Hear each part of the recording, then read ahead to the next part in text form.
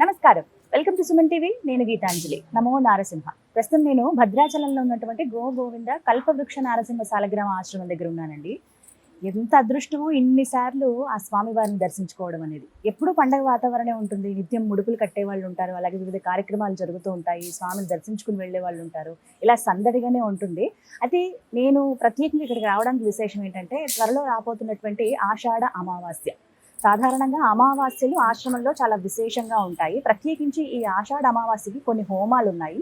ఇంకా చెప్పాలంటే బుద్ధిమాంద్యంతో కొంతమంది పిల్లలు జన్మిస్తూ ఉంటారు. అలాగే చిన్నపిల్లలు ఆటిజం అనేది ఎక్కువగా చూస్తున్నాం మనం. అసలు ఇవి రావటం అనేది నిజంగా బాధాకరమే. కానీ వీటికి ఒక పరిహారం ఉంది.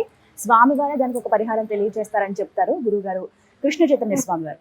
మరి ఎలా అసలు ఏం చేస్తారో ఆ రోజున తెలుసుకుందాం. వివరించేందుకు మనతో పాటు ఉన్నారు నృసింహ ఉపాసకులు, ఆశ్రమ నిర్వాహకులు కృష్ణ చైతన్య స్వామి గురుగారు. వారితో మాట్లాడదాం. గురుగారు నమస్కారం అండి. నమస్కారం అమ్మా. గురుగారు, ఆషాఢ మాసం అమావాస్య గురించి మాట్లాడదామండి. ఎందుకంటే నేను విన్నాను అమావాస్యలు చాలా విశేషం. ఎప్పుడు చూసేదే తెలిసిందే. ఎక్కువగా తండోపతండాలుగా వస్తూ ఉంటారు, స్వామి అనుగ్రహం పొందుతూ ఉంటారు. అయితే ఈసారి ఇంకా విశేషం ఏంటి? ఈ హోమాలు కానీ ఇందాక నేను చెప్పినట్టుగా ప్రత్యేకించి పిల్లల కోసం అని చెప్పి కొన్ని కార్యక్రమాలు చేస్తున్నారని విన్నాము. అవి ఏంటి వివరించి? సాధారణంగా మనకు ఈ కల్పవృక్ష నరసింహ స్వామివారి ఆశ్రమంలో మనం అమావాస్య నాడు చేసేటువంటి విశేషమైనటువంటిది మహాలక్ష్మి ఆరాధన. మొట్టమొదటిది అంటే ఏ ఇంట్లో కూడా అలక్ష్మి అనేటువంటి దోషాలు ఉండకుండా మోక్షలక్ష్మి, స్థిరలక్ష్మి అనుగ్రహం ఉండాలి అనేటువంటి సత్సంకల్పంతో చాలా విశేషంగా ప్రతి అమావాస్య రోజు స్వామివారికి సంబంధించినటువంటి దాంట్లో ప్రాతకాలంలో గోపూజ, స్వామివారికి సంబంధించినటువంటి తిరుమంజనం, 9 కలశాలతో విశేషమైనటువంటి తిరుమంజనం, అనంతరం సంతాన ప్రాప్తి కోసం ప్రత్యేకంగా ఉదయం హోమం, వైనతేయ హోమం చేసి తదనంతరం వాళ్ళందరికీ కూడా గరుడ ప్రసాదాన్ని, సంతానం ఎవరికైతే సంతానం కోసం ఇబ్బంది పడుతున్నారో వాళ్ళందరికీ కూడా సంతాన ప్రాప్తి గరుడ ప్రసాదం ఇవ్వడం, సాయంత్రం 4 గంటల నుంచి కూడా శ్రీ మహాలక్ష్మి అమ్మవారి హోమం, అదేవిధంగా మహాసుదర్శన నారసింహ హోమం చాలా విశేషంగా అష్టముఖ గండబేరుండ జ్వాలా నారసింహస్వామి వారికి సంబంధించిన హోమం, ఆయుష్య హోమం, ఇవి మనం చేసేటువంటి కార్యక్రమం. ఈ ఆషాఢ అమావాస్య అనేటువంటిది మనందరికీ కూడా దక్షిణాయన పుణ్యకాలం ప్రారంభమైన తర్వాత వచ్చేటువంటి మొట్టమొదటి అమావాస్య, ఫస్ట్. అయితే ఆషాఢం నుంచి కార్తీకం వరకు కూడా చాతుర్మాస్యం 4 నెలలు కూడా ఏదైనా మంత్రాన్ని జపం చేసుకోవడం, స్వామివారికి సంబంధించినటువంటి నామ సంకీర్తన చేయడం, ఇవన్నీ కూడా చాలా విశేషమైనటువంటి శుభదినాలం, శుభం ఈ రోజులో చేస్తాయి. అయితే ఆషాఢ మాసంలో వచ్చేటువంటి అమావాస్య రోజు మనం ఎందుకు ఇక్కడ విశేషంగా ఈ యొక్క దాంతో చేస్తుంటే ఆడి అమావాస్య అంటాం మనం. ఆడి అమావాస్య అనేటువంటి దాంట్లో మనం చేసేటువంటి చిన్న పూజ, చిన్న దానం, చిన్న హోమం ఏదైనా కూడా విశేషమైనటువంటి ఫలితం ఇస్తుంది, ఫస్ట్. రెండో విషయం ఏంటంటే మన స్వామివారికి సంబంధించిన సన్నిధిలో ఇక్కడ 2 విశేషమైనటువంటి ఫలితాలను భక్తులు పొందడానికి అవకాశం ఉంటుందమ్మా. ఒకటి స్వామివారికి సంబంధించినటువంటి ప్రదక్షిణ, రెండవది గోసేవ. మనకు ఎలాంటి గ్రహ దోషాలు ఉన్నప్పటికీ కూడా గోశాలలో ఒక 10 నిమిషాలు ఉంటేనే మనకు అద్భుతమైనటువంటి ఫలితం వస్తుందని చెప్పి మనకు పెద్దలు చెప్తారమ్మా. అలాంటిది మనకున్నటువంటి ఎలాంటి దోషాలనైనా కూడా నివారణ చేసేటువంటి అత్యద్భుతమైనటువంటి హోమాన్ని మనం స్వామి సన్నిధిలో చేసుకుంటున్నాం. ఈ 2 కూడా గోశాలలో చేసుకోవడం అనేటువంటిది అత్యద్భుతమైనటువంటి భాగ్యం. అది మనకు ప్రతి అమావాస్య పౌర్ణమి తిథులలో ఉంటుంది. అయితే మనం చాలా ఇళ్లలో చూస్తుంటాం, సంతానానికి సంబంధించినటువంటి విషయంలో సంతానం వచ్చినటువంటి వాళ్ళు కొంతమంది ఇబ్బంది ఉంది, సంతానం లేక ఇబ్బంది పడేటువంటి వాళ్ళు కొంతమంది. సంతానం లేక ఇబ్బంది పడేటువంటి వాళ్ళ కోసమే వైనతేయ హోమాన్ని మనం చేస్తూ గరుడ ప్రసాదం ఇవ్వడం ఒకటైతేమా, అదేవిధంగా పుట్టిన తర్వాత అంటే బుద్ధిమాంద్యంతో, ఆటిజం అనేటువంటి దాంతో, అంటే ఓవర్గా వాళ్ళ యొక్క ప్రవర్తనలో ఉండేటువంటి దాంతో, మందబుద్ధి ఉండి ఇబ్బంది పడేటువంటి వాళ్ళు అందరి కోసం ప్రత్యేకంగా కూడా ఆనాడు అష్టముఖ గండబేరుండ జ్వాలా నారసింహ హోమాన్ని మనం చేస్తున్నాము. అంటే దీని ప్రభావం చేత వాళ్ళలో కొంచెమైనా మార్పు వస్తుంది అనేటువంటి సంకల్పం. ఎందుకంటే మనం చాలా అమావాస్యల్లో ఇక్కడికి వచ్చేటువంటి వాళ్ళందరికీ కూడా ప్రత్యేకంగా దృష్టి తీసేటువంటి కార్యక్రమం మనం చేస్తున్నాం. ప్రతి అమావాస్య ఉదయం 8 గంటల నుంచి సాయంత్రం 6 గంటల దాకా ప్రత్యేకంగా ఈ అమావాస్య ఇంకా విశేషం అమ్మ. ఆషాఢ అమావాస్య అంటే నార్మల్గా ప్రతి అమావాస్యలో మనం ఇక్కడ దిష్టి తీస్తున్నామని చెప్పాము. ఆ దిష్టి తీసేటువంటి క్రమంలో ప్రత్యేకంగా వీటిని ఇలా తయారు చేసి ఇందులో ప్రత్యేకమైనటువంటి వస్తువులని, ద్రవ్యాలని ఉంచి ఒక మనిషి ప్రత్యేకంగా దీనికోసం ఉంటారమ్మ, వారే సపరేట్గా తీస్తారు. ఇవన్నిటిని కూడా ముందు రోజే అంటే సుదర్శన మంత్రాత్మకంగా వీటన్నిటిని కూడా అభిమంత్రించి, మన్య సూక్తంతో సుదర్శన మంత్రాత్మకంగా అభిమంత్రించి వీటి పూజ అయిన తర్వాత ఎవరికి వాళ్ళు ప్రతి మనిషికి కూడా అంటే ఒక్కొక్కరికి ఒక్కొక్క వ్యక్తికి ఒకటి వాడుతూ ప్రత్యేకంగా చేస్తారమ్మ. అంటే ఒక కుండ లోపల ఉన్నటువంటి ద్రవ్యము, కొబ్బరికాయ. ఇది ఇదంతా మన కలిపి దిష్టి తీస్తారు. దిష్టి తీస్తారు. దిష్టి తీసి దాన్ని అక్కడ పగలగొట్టి వాళ్ళకి సంబంధించినటువంటిది అంటే తర్వాత ఏం చేయాలనేటువంటిది అక్కడ ఉన్నటువంటి వాళ్ళు చెప్తారు. చాలా విషయం అంటే దృష్టి అనేటువంటిది మానవ జీవితాన్ని పట్టి కుదిపేస్తుంటుందమ్మా. నార్మల్గా ఎంత పెద్దవాళ్ళైనా అంటే అది రోగపరంగా కావచ్చు, శరీరం నిస్సత్వం అయిపోవడం కావచ్చు, ఏదైనా ఒక గ్రహ ప్రభావాలు కావచ్చు, ఖచ్చితంగా చాలామంది మార్పు చూసాం మేము. అంటే నేను కూడా అమావాస్య అయిన తర్వాత ఒకసారి ప్రత్యేకంగా దృష్టి తీయించుకుంటున్నాం అమ్మ. అంటే స్వామివారి సన్నిధిలో అంత విశేషమైనటువంటిది. దీన్ని తీయించుకోవడానికి చాలామంది అంటే ఆరోగ్యం ఇబ్బంది పడేటువంటి వాళ్ళు కావచ్చు, గ్రహ ప్రభావాలు ఉండేటువంటి వాళ్ళు, దృష్టి దోషాలను బాధపడే వాళ్ళు ప్రత్యేకంగా వచ్చి తీయించుకొని వెళ్ళిపోతున్నారు. అంత విశేషం ఇలానే ఉంటుంది. ప్రతి ఒక్కరికి ఎవరికి ద్రవ్యాలు ఉంటాయండి దీంట్లో. ఆ దృష్టి తీసేటువంటి కార్యక్రమాన్ని చేస్తూనే వచ్చినటువంటి ప్రతి భక్తుడు కూడా వాళ్ళ ఇంట్లో కట్టుకోవడానికి కూడా అంటే ఇక్కడికి వచ్చేటువంటి వాడికి ఒకటైతే ఇంట్లో ఉండేటువంటి అలక్ష్మి అనేటువంటి దోషం తొలగిపోవడానికి ప్రత్యేకంగా హోమ ప్రసాదాన్ని వాళ్ళకి ఇవ్వడం ఒకటి చేస్తున్నాం.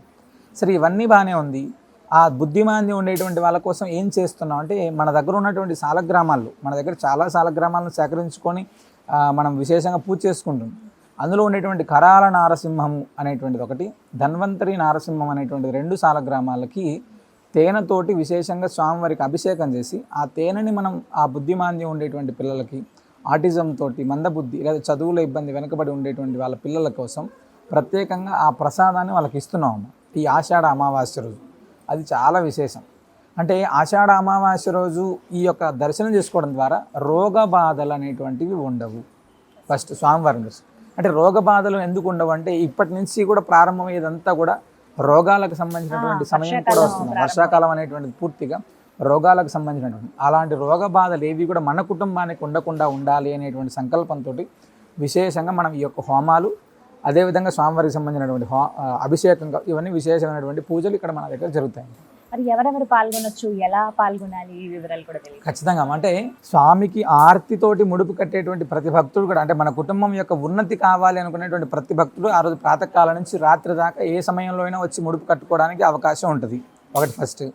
అభిషేకాన్ని దర్శనం చేసుకోవాలనుకుంటే ఉదయం 8 గంటలకు ప్రారంభమవుతుంది, అభిషేక దర్శనం చేసుకోవచ్చు. అదేవిధంగా సంతానం కోసం అంటే ప్రతి అమావాస్య పౌర్ణమి రోజు ఇక్కడ సంతాన ప్రాప్తి కోసం గరుడ ప్రసాదం మనం ఇవ్వడం జరుగుతుంది. ఆ సంతానం కోసం వచ్చేటువంటి వాళ్ళకేమో ఉదయం 8 గంటల నుంచి ఆ యొక్క పరంపర కొనసాగుతూనే ఉంటుంది. అంటే ఆర్థికంగా మేము స్థిరత్వం రావాలి, రోగ బాధలు, రుణ బాధలు అనేటువంటివి ఉండకుండా ఉండాలి మన కుటుంబంలో అనేటువంటి వాళ్ళందరికీ కూడా ఆ రోజు సాయంత్రం 4 గంటల నుంచి ప్రత్యేకమైనటువంటి హోమాన్ని నిర్వహించి వాళ్ళందరికీ కూడా స్వామివారికి సంబంధించినటువంటి ఆశీర్వచనాన్ని, ఆ తీర్థాన్ని అన్ని కూడా ఇవ్వడం జరుగుతుంది. ఎవరైనా రావచ్చు, ఎవరైనా పాల్గొనవచ్చు. ప్రత్యక్షంగా అయితే ఖచ్చితంగా పాల్గొనాలి. ప్రత్యక్షంగా ఉంటే స్వామి వైభవం చూడడానికి మనకు 2 కళ్ళు సరిపోవు. అంత అద్భుతంగా ఉంటుంది. ఎందుకంటే మీరు నేను చాలాసార్లు చెప్పాను, స్వామి అంటే అమావాస్య లాంటి పర్వదినాల్లో భక్తులు చేసేటువంటి ప్రదక్షిణలో భగవంతుడు కూడా ఉంటాడేమో. ఎందుకంటే అన్ని వేల మంది స్వామివారికి ప్రదక్షిణ చేస్తూ ఉంటే కూడా ఎవ్వరు కూడా అలసట లేకుండా, ఎలాంటి ఇబ్బంది లేకుండా ఇక్కడికి పాల్గొని ముడుపు కట్టి స్వామివారికి సంబంధించినటువంటి అన్నప్రసాదాన్ని తీసుకొని వచ్చేటువంటి ప్రతి భక్తులు కూడా అంటే ఇక్కడ మంచి జరుగుతుంది.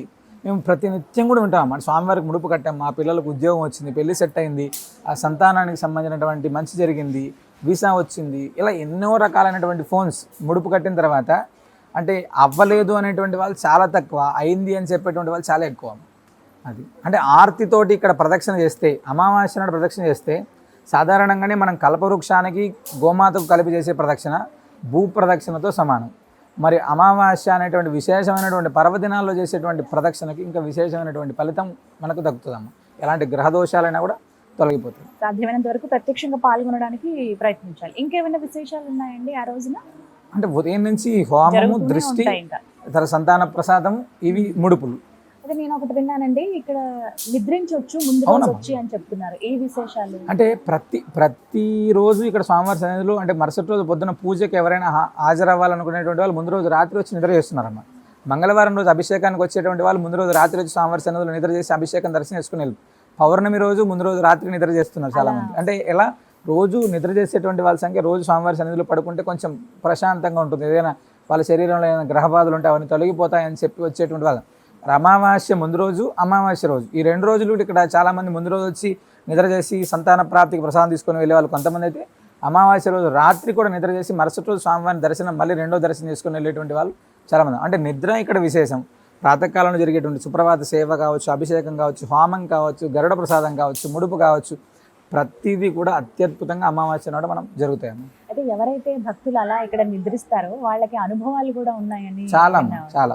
మేము ఈ మధ్యకాలంలో ఒక లాస్ట్ వైశాఖ అమావాస్య అనుకుంటా, ఒక ఆయన, నేను అసలు ఆయన కింద పడుకోలేరు, ఆయన వచ్చినప్పటి నుంచి నేను కింద పడుకోలేనండి, మంచాలు లేవు. తర్వాత మేము ఇంట్లో పడుకుంటే 11:30, 12, 1 గంట అయినా పడుకోలేము స్వామి అంటే. నార్మల్ ఏదో పడుకున్నాము, తెల్లారింది, ఇదే పరిస్థితి ఉంటుంది. రాత్రి ఎలా నిద్రపోయానో ఉదయం ఎలా నిద్ర లేచానో తెలియదు, అంటే కింద పడుకోలేనటువంటి స్థితి మాది. నిజంగా భగవంతుడు ఇక్కడ ఉన్నంతసేపు కూడా ఎంత అద్భుతమైనటువంటి ఆలాపన అంటే, స్వామికి ఏదో కైంకర్యం చేస్తున్నట్టు, సేవ చేస్తున్నట్టు, శరీరం అంతా కూడా ఒక తేలిక అయినట్టు, ఇవన్నీ కూడా చాలా బ్రహ్మాండంగా ఉంది. అలా చెప్పేటువంటి వాళ్ళు చాలా చాలా ఎక్కువ అమ్మ. అంటే పడుకుంటే స్వామివారు ఆ సమయంలో వాళ్ళని ఏదో స్పర్శిస్తారో అనేటువంటిది ఇక్కడ బాగా నమ్మకం. ఓకే, విన్నాం ఇవన్నీ కూడా, అంటే ఆ అనుభూతి చెందుతారు చాలా భక్తులు కూడా. మొత్తం మీద ఈ అమావాస్యకి ఆ అదృష్టం కావాలనుకుంటే ఖచ్చితంగా వచ్చి ముందు రోజే రావచ్చు. ముందు రోజు. తారీఖు ఎప్పుడంటే 24 24వ తారీఖు. జూలై 24వ తారీఖు. వచ్చేస్తే అవునమ్మా. ముందుగా ఫోన్ చేసి ఏమైనా చెప్పాలండి, డైరెక్ట్ గా రావాలి? అంటే ఏదైనా హోమాల్లో పార్టిసిపేట్ అవ్వాలి అనుకున్నప్పుడు ఖచ్చితంగా వాళ్ళని అడిగి వస్తే మంచిదమ్మా. లేదు డైరెక్ట్గా వచ్చి ముడుపు కట్టేటువంటి వాళ్ళు కూడా, ప్రతి నిత్యం కూడా వచ్చేటువంటి వాళ్ళు యథావిధిగా వచ్చి వాళ్ళు ముడుపు కట్టుకొని తీర్థప్రసాదం తీసుకొని వెళ్ళచ్చు. నృసింహ రక్ష కూడా దొరుకుతుంది కాబట్టి వచ్చి తీసుకొని వెళ్ళచ్చు. మొత్తం మీద చాలా విశేషంగా ఉండబోతోంది. ధన్యవాదాలు. నమస్కారం. విన్నారు కదండి, ఆషాఢ అమావాస్య. సాధారణంగా ఆశ్రమంలో అమావాస్యలు చాలా ప్రత్యేకం ఇంత చెప్పినట్టుగా. అయితే జరగబోయేటువంటి కార్యక్రమాలు ఆ రోజున ఏమున్నాయి అన్ని వివరించారు. మీకు కుదురుతుంది అని అంటే కనుక 23 సాయంత్రానికల్లా ఇక్కడ ఉంటే, అలాగే ఇక్కడే మీరు ఆశ్రమంలోనే నిద్రించి ఒక రాత్రి నిద్ర చేసినట్టు కూడా ఉంటుంది. ఒక దివ్యమైన అనుభూతి అది. తెల్లవారుతుండగానే స్వామివారి దర్శనం చేసుకుని అమావాస్యలో జరిగేటువంటి ఆ హోమాలు మీ శక్తి కొలది మేము హోమం చేయించుకోవాలనుకుంటున్నాం అంటే కనుక మీరు ముందుగా చెప్తే మంచిది. లేకుంటే అప్పుడు వచ్చినప్పుడు మీరు ఇంకా మీ పేరు గోత్రం నమోదు చేయించుకుని హోమంలో మీరు కూడా కూర్చోవచ్చు. స్వయంగా స్వామి ఎదురుగుండానే ఇక్కడే హోమగుండం ఉంటుంది. ఆ హోమగుండం దగ్గర అందరూ కూర్చుని హోమం చేసుకోవచ్చు. అలాగే ఎవరైనా బుద్ధిమాంద్యం ఉన్న పిల్లలు, కొద్దిగా ఆటిజం ఉందండి మా బాబుకి, తగ్గట్లేదు, చాలా ప్రయత్నాలు చేసాం అన్నవాళ్ళు ఖచ్చితంగా రండి. స్వామి దగ్గర నిజంగా ఒక పరిహారం అయితే దొరుకుతుంది. క్రమేణా నార్మల్గా పిల్లలు అవ్వడం అనేది చాలా మంది ఉన్నారు ఇక్కడ. చాలా మంది వాళ్ళు ఇలా నిదర్శనం అని చెప్పి వాళ్ళు చెప్పిన వాళ్ళు ఉన్నారు, ఎంతో మంది భక్తులు. ఏమో మనకు కూడా అలా అయ్యి మన పిల్లలు బాగుండొచ్చు. ఒక్కసారి ప్రయత్నించండి, వచ్చి చూడండి. అలాగే దిష్టి తీసే కార్యక్రమం కూడా ఉంటుంది. మనకి ఇళ్లలో ఇవన్నీ కుదరవు. అలాంటిది నారసింహస్వామి వారి సన్నిధిలో మనకి ఈ విధంగా అవకాశం ఉన్నప్పుడు ఎవరు వదులుకోవద్దు. నేను చెప్తున్నానని కాదు కానండి, చాలా మంది వారి వారి అనుభవాలు చెప్పి జీవితంలో మేము మా మార్పుని చూసాము, ఒక మార్పుని చెప్పారు. అలాంటి అనుభూతి మీరు కూడా చెందాలంటే ఖచ్చితంగా రండి. భద్రాచలంలో రాముల వారి సన్నిధికి 100 మీటర్ల దూరం అంతేనండి. ఎవరిని అడిగినా చెప్తారు కల్పవృక్ష నారసింహ స్వామి వారి ఆశ్రమం ఎక్కడ అని చెప్పి. చక్కగా రండి, స్వామివారిని దర్శించుకోండి. నమస్కారం.